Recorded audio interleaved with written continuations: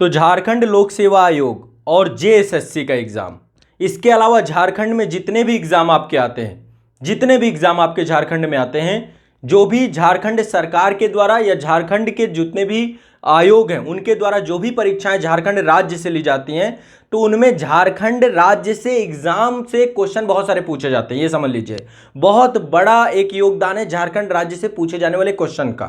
तो अब जो है हम एक निरंतर श्रृंखला के तौर पे पूरी सीरीज लेकर के आ रहे हैं।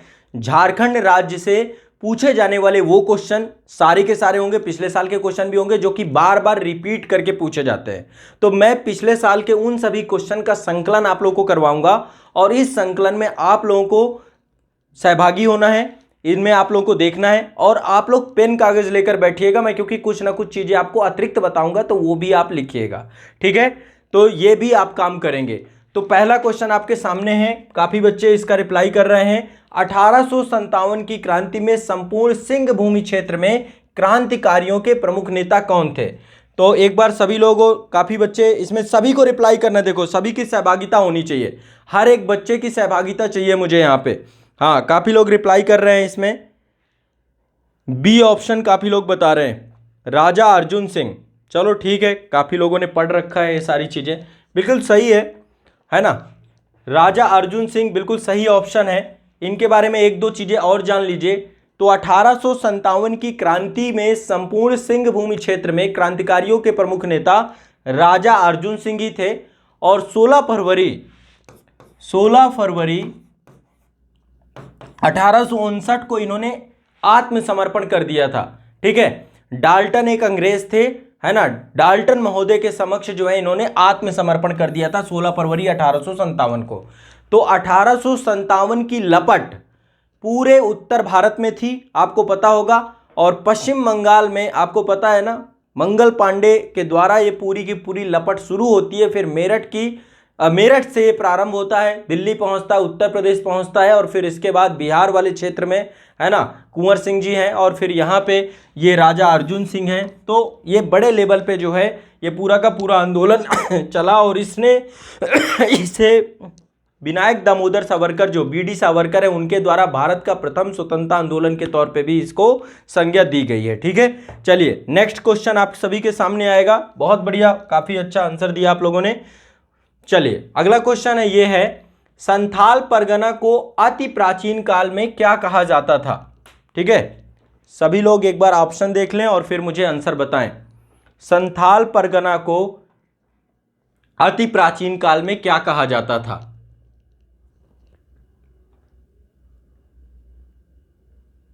बताइए भाई, ऑप्शन दीजिए, सभी लोग आंसर दीजिए इसका। बहुत बढ़िया, वेरी गुड, बहुत बढ़िया, बहुत अच्छा लग रहा है आप लोग, बहुत बढ़िया, आप लोगों की तैयारी ठीक ठाक है और शानदार, बिल्कुल सही है इसका आंसर। इसका नाम है नरीखंड। अब एक चीज समझते हैं, संथाल परगना जो आपका है इसके कई नाम मिलते हैं, मैं बाकी के नाम भी लिखवा रहा हूं, देखो, जो इसीलिए पेन कागज लेके बैठना है कि जो मैं अतिरिक्त जानकारी आपको दूं उसको भी आप लिखेंगे। बौद्ध साहित्य में भी इसका नाम मिला है संथाल परगना को। बौद्ध साहित्य में संथाल परगना को कजंगला बोला जाता है। क्या नाम दिया गया है इसको? कजंगला। क्या नाम दिया गया है? कजंगला, ठीक है। तो बौद्ध साहित्य में इसे कजंगला कहा गया है, ठीक है। महाभारत काल में ये अंग जनपद जो था, अंग महाजनपद था, चंपा वाला क्षेत्र जो आपका है, उसका ये हिस्सा होता था संथाल परगना। अंग महाजनपद का ही एक भाग था, बाद में अंग को भी अजातशत्रु ने मगध में मिला लिया था, मगध वाले क्षेत्र में मिला लिया था। तो ये आपको पता होना चाहिए। इसको नरीखंड के नाम से भी जाना जाता था अति प्राचीन काल में। बहुत बढ़िया, काफी अच्छा आंसर दिया आप सभी ने, ठीक है, वेरी गुड। चलते हैं अगले क्वेश्चन की तरफ। हाँ, चलिए अगला क्वेश्चन आप सभी के सामने है। साफाहोर आंदोलन किस आदिवासी समुदाय से संबंधित है? साफाहोर आंदोलन, ये सारे प्रश्न पूछे गए हैं, जेपीएससी के प्रीलिम्स 2016 में आया हुआ क्वेश्चन है। साफाहोर आंदोलन, मुंडा है, हो है, संथाल है, खड़िया है, बताइए भाई।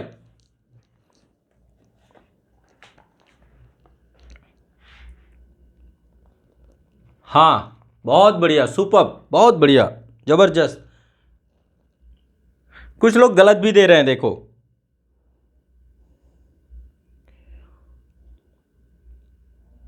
अच्छा पार्टिसिपेशन है, सभी लोग पार्टिसिपेट करें, देखिए सभी लोग पार्टिसिपेट करें, सभी लोग पार्टिसिपेट करें इसे।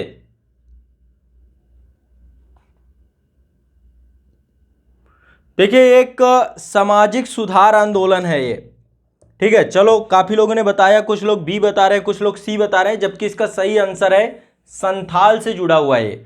साफाहोर आंदोलन का दूसरा नाम भी है, इसको खेरवार आंदोलन भी कहा जाता है, इसी को खेरवार आंदोलन भी कहा जाता है।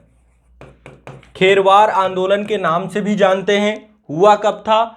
1868 से लेकर 1871 के मध्य आंदोलन था, और ये आंदोलन मुख्य तौर पे एक ईश्वर की अवधारणा के साथ साथ सामाजिक सुधार आंदोलन था। तो ये संथाल जो जनजाति है उन आदिवासी समूह से जुड़ा हुआ आंदोलन है। तो इसको आप लोग स्पष्ट कर लीजिए, क्लियर कर लीजिए, ठीक है।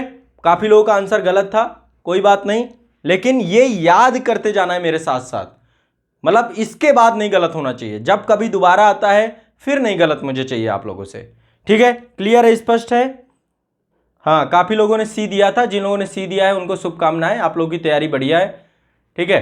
कंटिन्यू रहिए। चलिए अगला क्वेश्चन लेकर के आ रहा हूं आपके सामने, सभी लोग तैयार रहिएगा, और जो बिल्कुल एक साथ आंसर देना है, कोई भी ऐसा ना रहे कि पार्टिसिपेट ना करे इसमें। ये चौथा क्वेश्चन आप सभी के सामने है। मुंडा परंपरा का रिजगढ़ किस स्थल से संबंधित है? रिजगढ़ किस स्थल से संबंधित है? सभी लोग ऑप्शन दें इसका। रोहतासगढ़, बीजनगढ़, पालीगढ़, राजगीर। हाँ बताएं।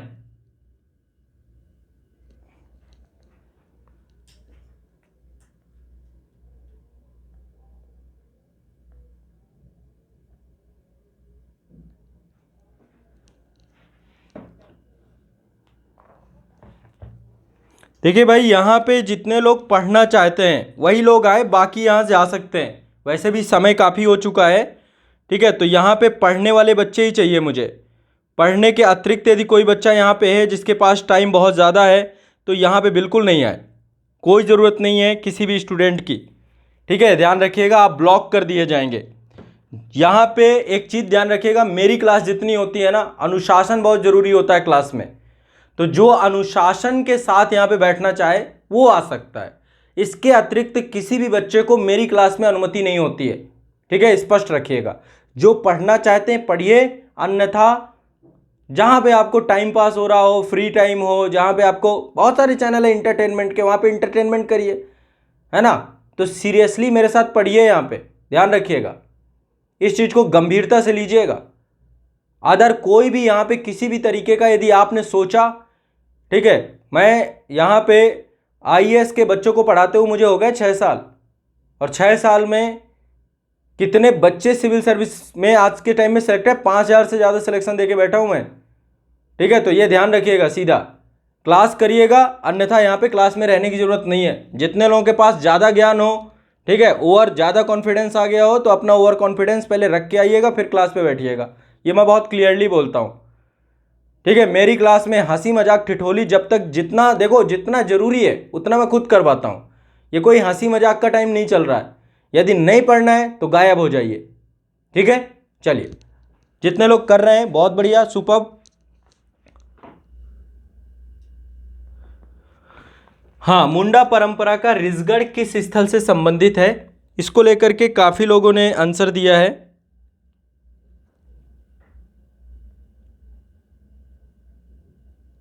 हाँ देखो, काफ़ी लोगों का गलत है इसमें, ए वाले बहुत ज़्यादा हैं, ए वाले बहुत ज़्यादा हैं। देखो मुद्दा तो इसी बात का है ना, कि जो ये ज्ञानी बन रहे हैं ना, इनको आता जाता कुछ नहीं है, बस ये है कि ये टाइम पास, फ्री हैं, यहाँ बैठे वहाँ बैठे, चलो आ जाते हैं, कुछ नहीं तो चलो खोल लिया।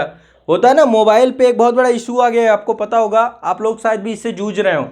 एक ऐसा फोबिया आया है कि इस पर स्क्रॉल होता रहती हैं चीज़ें, है ना, आती रहती हैं चीज़ें, और इसके बाद फिर कहीं भी कोई भी घुस जाते हैं, ठीक है। तो एक चीज़ ध्यान रखिएगा, कहाँ पे आप हैं, किस क्लास पे हैं, क्लास की क्या मर्यादा है, क्या रूल एंड रेगुलेशन, ये भी ध्यान रखिएगा, मेरी क्लास के लिए बहुत ज़रूरी हैं चीज़ें। चलिए, तो मुंडा परंपरा का रिजगढ़ किस स्थल से संबंधित है? ये राजगीर से संबंधित है। कहाँ से संबंधित है?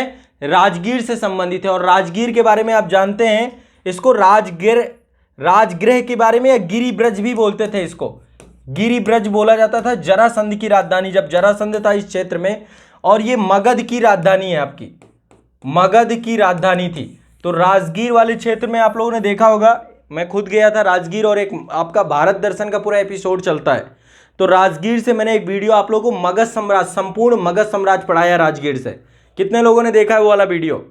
राजगीर से संपूर्ण मगध साम्राज्य का जो वीडियो मैंने आप लोगों को पढ़ाया था, बहुत शानदार जगह है। और जो है उसमें मैंने आप लोगों को बताया भी था कि जो राजगीर था 5 पहाड़ी क्षेत्रों से घिरा हुआ क्षेत्र है। 5 पहाड़ी क्षेत्र थी। मगध साम्राज्य जैसे नहीं इतना मजबूत और सशक्त बन गया, उसकी भौगोलिक स्थिति उसके लिए बहुत महत्वपूर्ण है। 5 पहाड़ियां हैं वहां पे, वैभवगिरी, विपुलगिरी, सोनगिरी, उदयगिरी, रत्नागिरी। ये 5 पहाड़ियों से चारों तरफ से घिरा हुआ है, और इन 5 पहाड़ियों के मध्य में आपका राजगीर है। तो कोई भी आक्रांता, कोई भी आक्रमणकारी इतना जल्दी वहां पे नहीं आ पाता था, क्योंकि भौगोलिक स्थिति ऐसी थी राजगीर की, है ना। तो आप सभी ने देखा होगा उस वीडियो में मैंने कंप्लीट पूरा मगध साम्राज्य पढ़ाया है। मगध साम्राज्य में जितने भी वंश हुए हैं, और उसका जो संस्थापक है, हर्यक वंश का संस्थापक बिंबिसार, आप सभी ने नाम उसका सुना होगा। फिर उसका बेटा अजातशत्रु, उदयन, फिर इसके बाद लगातार कई सारे वंश आए वहां पे, है ना। कर्ण वंश आए, नंद वंश आया, मौर्य वंश आया, फिर इसके बाद शुंग वंश आया, फिर इसके बाद मौर्योत्तर काल में काफ़ी ज़्यादा विदेशी आक्रमण हुए, विदेशी आक्रांता आए, फिर गुप्त काल आया, फिर गुप्तोत्तर एज में काफ़ी सारे विदेशी आक्रांता, हूण वगैरह आए, है ना। चलो ठीक, तो आगे बढ़ते हैं। ये हो गया आपका मुंडा परंपरा में ऋषगढ़ किस स्थल से संबंधित है? राजगीर से, याद रखिएगा। अगला क्वेश्चन आप सभी के सामने है, क्वेश्चन नंबर 5। छोटा नागपुर पठार का क्षेत्र जो आपका है ब्रिटिश शासनकाल के अंतर्गत कब आया था? कब ब्रिटिशर्स ने छोटा नागपुर के पठार वाले क्षेत्र को कब्जा किया था? बताइए। छोटा नागपुर का क्षेत्र ब्रिटिश शासन के अंतर्गत कब आया था?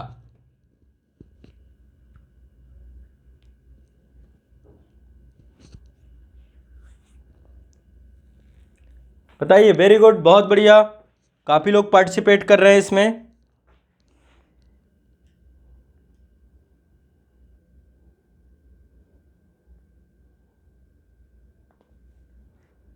ठीक है, काफी लोगों का आंसर सही है। आप लोगों को पता है 2 महत्वपूर्ण युद्ध हुए हैं, एक बक्सर का युद्ध था, दूसरा प्लासी का युद्ध था। प्लासी आपका 1757 में हुआ, और इसके बाद 1764 में बक्सर हुआ। बक्सर के मैदान से भी मैंने एक वीडियो बनाया है, बक्सर के मैदान वाला भी आप लोग को देखना चाहिए। वहां से मैंने ब्रिटिश साम्राज्य की स्थापना कैसे हुई उस चीज को लेकर के डिस्कस किया है। भारत दर्शन में मैं बक्सर के मैदान में खड़े होकर के मैंने एक वीडियो बनाया है, आप लोगों ने देखा होगा कि बक्सर के मैदान पे से मैंने एक कंप्लीट पूरा का पूरा एक वीडियो बनाया था। तो 1764 में बक्सर का युद्ध हुआ था, और उसके बाद से इलाहाबाद की 2 संधियां होती हैं, एक अवध के नवाब के साथ होती है, और दूसरी संधि आपकी मुगल सम्राट के तहत होती है। ठीक है, तो छोटा नागपुर का क्षेत्र जो था ब्रिटिश शासनकाल के अंतर्गत 1765 में आ चुका था। ठीक है, और 1765 में जो मुगल बादशाह शाह आलम द्वितीय थे, उसने ईस्ट इंडिया कंपनी को झारखंड क्षेत्र का जो पूरा राजस्व था, जो दीवानी मामले थे, उन पूरे दीवानी मामलों का राजस्व संग्रह करने का एजेंट बना दिया था। ठीक है, तो 1765 में ही जो आपका छोटा नागपुर का क्षेत्र था वो पूरा का पूरा, ठीक है, आ चुका था ब्रिटिश शासन के अंतर्गत। ठीक है, इलाहाबाद की जो संधि हुई थी। एक चीज और ध्यान रखिएगा, 1771 में 1771 में पूरा झारखंड ब्रिटिश शासन के अधीन आ चुका था। 1771 में जब नजमुद्दौला को हटाया जाता है, और पूरी की पूरी दीवानी और प्रशासनिक और दीवानी दोनों राइट जो है पूरे आ जाते हैं उसके हाथ में। ठीक है, तो ये भी ध्यान रखिएगा। चलिए आगे बढ़े, आगे बढ़ें। चीजें समझ में आ रही हैं कि नहीं आ रही, ये बताइए। तरीका ठीक है, पिछले साल के क्वेश्चन है, और ये क्वेश्चन लगातार पूछे जाते हैं, ये क्वेश्चन लगातार पूछे जाते हैं। ठीक है, समझ में आ रहा है आप लोगों को कि नहीं आ रहा? सभी को समझ में आ रहा है? सभी बच्चों को एक बार मुझे थोड़ा सा फास्ट कमेंट करना है, आप सभी को फास्ट कमेंट करना है। हाँ, वेरी गुड, बहुत बढ़िया। चलिए अगला क्वेश्चन है आपका, नेक्स्ट क्वेश्चन है, हिल असेंबली प्लान किसके द्वारा आदिवासी उन्नति के लिए किया गया था? हाँ,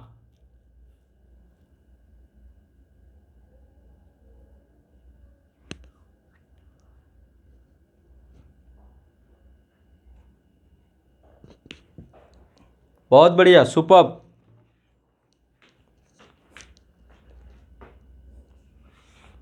काफी लोग सही दिशा में हैं, कुछ लोग गलत दिशा में भी हैं, कई लोगों का आंसर गलत भी है।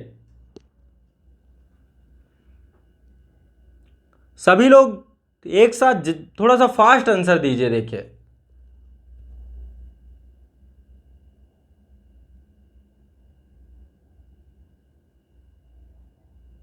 हाँ ठीक है, दूसरे का मत देखिए, अपना अपना आंसर। आप लोग देखते हो, पहले माहौल देखते हो, इसके बाद आंसर बताते हो, ये गलत बात है।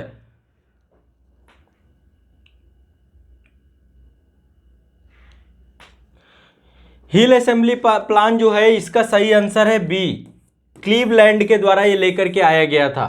ठीक है, क्लीवलैंड के द्वारा लेकर के आया था। कई सारे लोग इसको टी विल्किंसन बता रहे हैं, गलत है।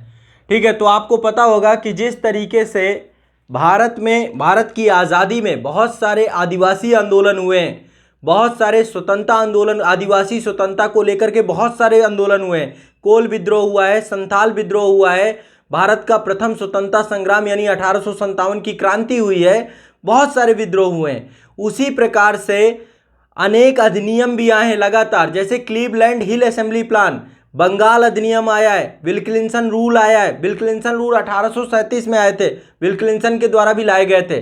अधिसूचित क्षेत्रों के लिए भी रूल आए थे। छोटा नागपुर टेनेंसी एक्ट भी आया था।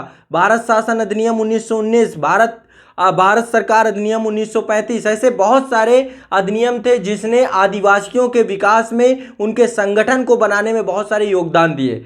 तो उन्हीं में से एक था हिल असेंबली प्लान। कौन लेकर के आया था? क्लीवलैंड के द्वारा लेकर के आया गया था। तो 6 का बी ऑप्शन सही है, रट लीजिएगा इस चीज को। ठीक है, नेक्स्ट अगला है, रांची में कैथोलिक गिरजाघर की स्थापना कब हुई? रांची में कैथोलिक गिरजाघर की स्थापना कब हुई? रांची में कैथोलिक गिरजाघर की स्थापना कब हुई? अब देखो एक चीज मैं बताऊं, ये क्वेश्चन आया था झारखंड पीसीएस में, 2013 का क्वेश्चन है, और इसमें से जितने भी ऑप्शन दिए गए सारे ऑप्शन गलत हैं। आयोग ने ये पूरे ऑप्शन दिए थे और ये सारे ऑप्शन गलत हैं। अब बताइए कब हुई थी? मैं ये भी बता दे रहा हूं, ये जितने ऑप्शन पे जाओगे गलत हैं। अब देखो आप लोग तुक्का मारोगे, इसमें सब तुक्का वाले हैं, अब एक तरफ से तुक्का निकल के आएगा सबका। ये सारे ऑप्शन गलत दिए थे आयोग ने आपके। अरे सब ऑप्शन ही गलत है। अब मुझे सन लिख के बताओ, यदि किसी को पता है तो सन बता दो तो मैं मान जाऊं। रांची में कैथोलिक गिरजाघर की स्थापना किस वर्ष हुई थी? सब तुक्का मारेंगे आप एक तरफ से, सबका गलत है, सब गलत है। अब चाहे जो सन लिख दो आप, है ना, आपके हिसाब से थोड़ा ना सही हो जाएगा। 1902 में, 1902 में स्थापना हुई थी, लिख लीजिए इस बात को। ठीक है, आयोग का आंसर गलत था और बाद में जो है आयोग ने मूल्यांकन से इसे बाहर कर दिया था। ठीक है, चले आगे चलते हैं। अगला क्वेश्चन है आपके सामने, 1902 में हुई थी। अगला है, ताना भगत आंदोलन की शुरुआत कब हुई? ताना भगत आंदोलन की शुरुआत कब हुई?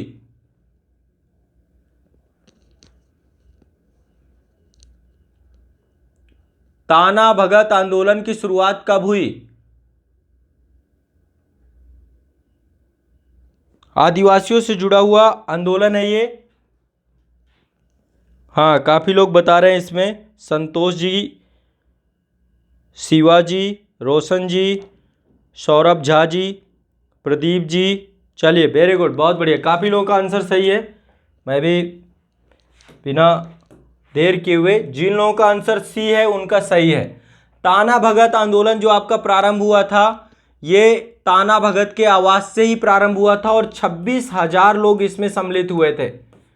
26,000 से अधिक आदिवासियों ने भाग लिया था और बाद में ये पूरा का पूरा आंदोलन महात्मा गांधी के असहयोग आंदोलन, सत्याग्रह आंदोलन में सम्मिलित हो गया था।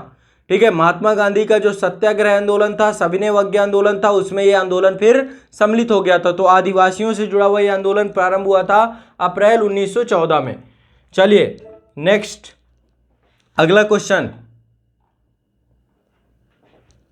अगला क्वेश्चन है, महाभारत में झारखंड को किस नाम से जाना जाता है?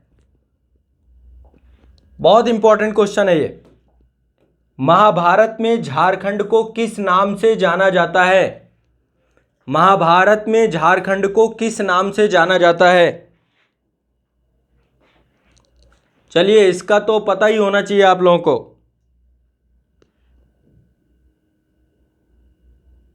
सबको पता है, बिल्कुल सही है आंसर। इसका सही ऑप्शन सी है, पुंडरीक देश। एक चीज और आपको बता दूं, झारखंड का सबसे पहला उल्लेख मिलता है ऐतरेय ब्राह्मण में। झारखंड का सबसे पहला उल्लेख मिलता है,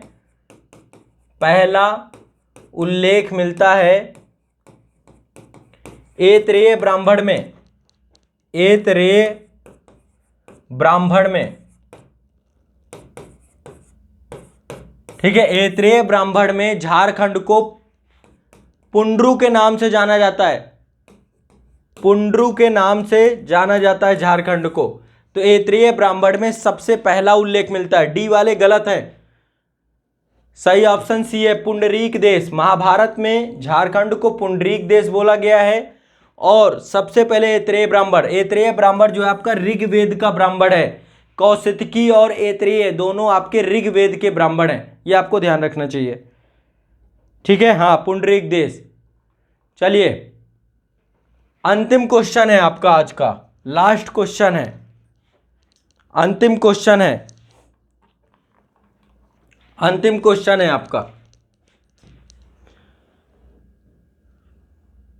हाँ, ये है, टांगी नाथ केंद्र था, वैष्णव धर्म से जुड़ा हुआ है, पशुपति संप्रदाय से जुड़ा हुआ है आपका, वैष्णव बौद्ध धर्म से, जैन धर्म से। बताइए सभी, टांगी नाथ केंद्र।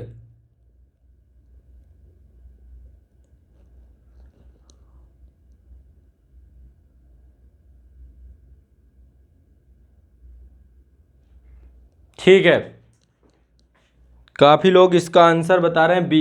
बिल्कुल सही है, सही ऑप्शन है ये। इसका सही आंसर है बी, पशुपति संप्रदाय से जुड़ा हुआ है, भगवान शिव से जुड़ा हुआ है ये। तो जो गुमला जिला है, गुमला जिला मुख्यालय के उत्तर पश्चिम दिशा में टांगीनाथ मंदिर के अवशेष अभी भी हैं और शिव को समर्पित है, भगवान शिव को समर्पित है ये मंदिर। कहाँ पर? भगवान शिव को। ऐसा माना गया है पुराणों में कि भगवान परशुराम ने यहाँ पर भगवान शिव की कठोर उपासना की थी। किसने? भगवान परशुराम ने। पौराणिक कथाओं के हिसाब से भगवान परशुराम ने इस स्थान पे भगवान शिव की कठोर उपासना की थी, ठीक है। तो आज के लिए इतना ही रखेंगे। ये एक क्वेश्चन आंसर सेशन है जो कि आपके एग्जाम में लगातार पूछे गए हैं और इन्हीं को लेकर के मैं आपको पहले कंप्लीट जितने भी आपके क्वेश्चन हैं ये बार बार पूछे भी जाते हैं और साथ में प्रीवियस ईयर क्वेश्चन पेपर भी एक साथ हमारे हो जाएंगे। तो झारखंड राज्य को लेकर अभी तक जितने भी क्वेश्चन पूछे गए ये सारे आपके इस सेशन में कराऊंगा, मैं आप सभी को कंप्लीट कराऊंगा पूरा का पूरा A to Z। आपके सारे क्वेश्चन हो जाएंगे और मेरी क्लास में साथ साथ आपको याद भी होता चला जाएगा। तो एक बार सभी लोग फीडबैक जरूर दीजिएगा। मिलेंगे आप सभी को नेक्स्ट क्लास में।